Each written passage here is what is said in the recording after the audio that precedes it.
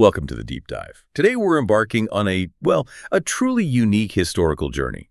It just might challenge your ideas about intelligence, empathy, and what truly motivates us. Not just people, but even some of the most magnificent creatures on Earth. We're diving deep into Samuel White Baker's incredible narrative, The Elephants That Struck Work. It's this personal account from his time in Ceylon, which is now Sri Lanka, and it offers some really profound insights into animal behavior and surprisingly effective management, too. Yeah, it's fascinating. Our mission today really is to pull out the core lessons from Baker's experience. It's his compelling story of an unexpected, well, he calls it an industrial action, basically a strike. And we want to see what it teaches us about overcoming big obstacles and the sheer power of understanding perspective, even if that perspective belongs to a very, very determined elephant. Okay, get ready, folks. It's a tale of grit, a mountain of mud, and a completely unforgettable strike. So let's set the scene a bit. We're talking many years ago, right? Explorer Samuel White Baker and his brother took on this truly ambitious project in Ceylon. They wanted to develop a mountain sanitarium at Nuera Elia, which was way up there, a challenging 6,200 feet above sea level. I mean, building something like that in such a remote spot sounds absolutely monumental. Oh, it really was a huge undertaking. And to pull this off, they needed to transport incredibly heavy machinery, stuff that, couldn't be moved by ordinary local carts. So this meant getting help from the government elephant stables. We're talking a whole fleet of elephant wagons. Some were so large they needed 4 elephants just to pull them. Oh. Just think about the logistics of that for a second. Right. And the journey itself. It sounds brutal. These wagons had to travel all the way from Colombo. That's about 100 miles away, isn't it? Yep, 100 miles to Rambode. And Rambode was just at the base of this incredibly steep 15-mile zigzag pass leading up to Nuera Elia. 15 miles of zigzags. Wow. Just hearing that makes me tired already. Well, yeah, and what's really key here isn't just the distance or the climb, but the conditions. It was the wet season, continuous rain, roads just turned into soft mud. These heavily laden wagons were sinking deep into the ruts. You can picture it, right? Oh, absolutely. Nightmare fuel. Exactly.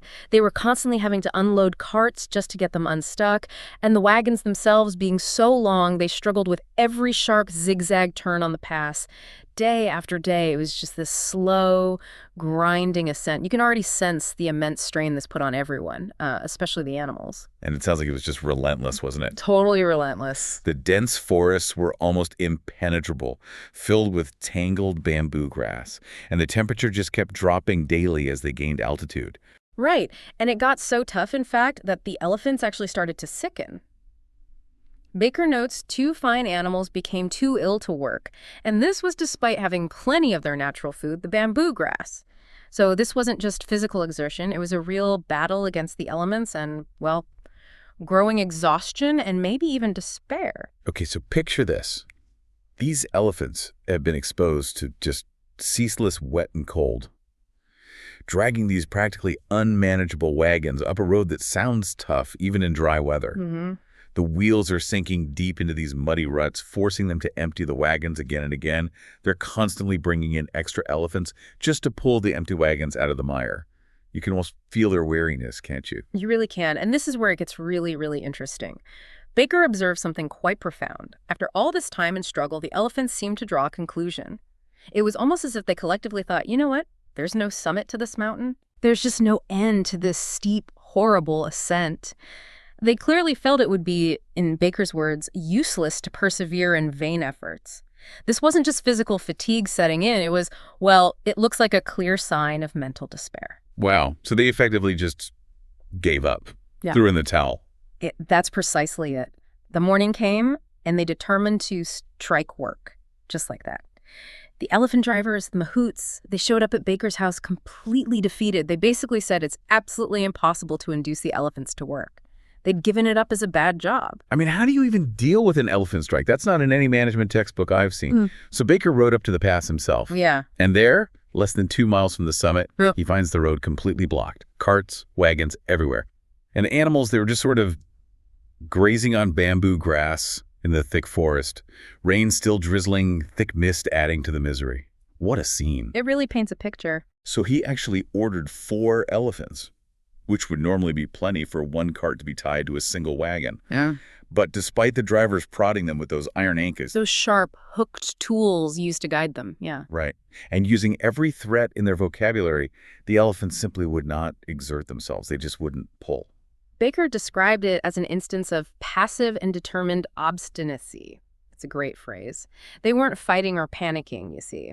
The elephants simply moved their legs mechanically up and down, sort of swinging their trunks to and fro, but they wouldn't pull or move forward a single inch. It was a complete standoff. It really forces you to ask, what do you do when a creature, even one as powerful as an elephant, simply refuses to participate? Right.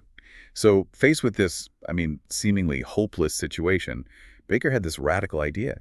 He realized the elephants were, quote, heartbroken and in despair at the apparently interminable mountain pass. It's actually quite remarkable that he even considered their emotional state, don't you think? Exactly, that's the crux of it. It raises such an important question. What if the problem wasn't a lack of physical strength? Or just plain stubbornness? Yeah. What if it was a complete loss of hope? Or maybe just a lack of understanding of the goal? Baker's genius, I think, wasn't in finding more force, but in recognizing the psychological state of the animals. It's a real paradigm shift. Instead of asking, how do I make them work, he asked, why aren't they working? And his plan to address that why, it was so simple, yet incredibly profound, wasn't it? Just let them know the actual truth. Show them they were barely 2 miles from the summit. Show them where their uphill labor would finally end, and they'd actually start going downhill into Nuera Elia. That's a huge psychological shift, right? Yeah. Giving them a visible finish line. It really is. It's about providing perspective. So he devised this scheme, detach 4 of the elephants from their harness and ride them completely unfettered, just loose up the rest of the pass behind his horse. Yeah. And once they got to Nuera Elia, they'd get an extra feed, plenty of jaggery. What's jaggery exactly? It's a type of traditional unrefined sugar, like a really nice treat for elephants. Okay, incentive. Exactly. And they'd be introduced to the companionship of 2 tame elephants already living there. The whole goal was just to give them an agreeable night. Good food, warm quarters, hoping they'd return to work the next day with, as Baker put it, lighter hearts. He was literally trying to change their perspective and restore their hope. And the result of this scheme was, well, Baker says it was perfect. Pretty unambiguous. Yeah. The elephants just accompanied him to Nuera Elia, no problem. They were well-fed, cared for. It sounds like a 5-star elephant hotel stay. Haha, pretty much. And the amazing thing was, the next day, Baker himself witnessed their return to the heavy work. And it wasn't just that they worked, they exerted their full powers, dragging the heavy loads straight up that last bit of steep hill without the slightest hesitation. Wow. But even more than that, their example, or maybe some unaccountable communication between them, as Baker wondered, it seemed to give general encouragement to all the other elephants. So it wasn't just these 4 working again, but they somehow inspired the others. That's incredible. It seems. They harnessed the most willing elephants to each wagon, and they drew them straight up to the summit. And then they even went back down to help the others. Yeah. It really underscores how quickly their whole attitude changed once they understood the goal, once they saw the end was in sight. Absolutely. This whole experience just beautifully illustrates how the elephants had at once conceived the situation and, in consequence, recovered their lost courage. It wasn't about more force or harsher methods at all. It was about shifting their perception, providing true incentives, and maybe, most importantly, offering a clear, achievable goal.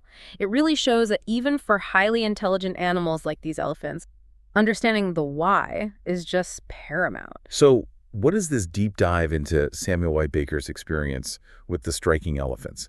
What does it all mean for us today? This narrative isn't just a fascinating historical anecdote, is it? Not at all. It feels like a powerful reminder that, well, understanding the why behind resistance, providing clear goals, offering positive reinforcement that can be far more effective than just brute force or coercion. Whether you're managing a team, motivating yourself, or apparently leading a herd of elephants up a muddy mountain, it truly reinforces that idea that rewards and incentives, and especially a clear vision of the end goal, motivate all of us to work better. Indeed. This story really highlights how, even when you're dealing with immense physical tasks, the mental state is crucial. Understanding the objectives, seeing the light at the end of the tunnel, it's paramount. It forces us to consider how often we might misinterpret, obstinacy or lack of effort as something simple, when maybe, just maybe, a simple shift in perspective or a clear path to the summit is all that's truly needed. Yeah. And perhaps the next time you face a seemingly insurmountable obstacle, or maybe someone on your team seems to have, struck work on a task, You might just consider what truth you could reveal, or maybe what jaggery, that reward or understanding you could offer to help them see the path ahead more clearly. And here's a final thought to maybe chew on. How often do we apply solutions based purely on what we understand or what we think is needed, instead of taking the time to truly grasp the perspective, the feelings, the needs of those we're trying to motivate, whether they're human or, as we've seen today, otherwise?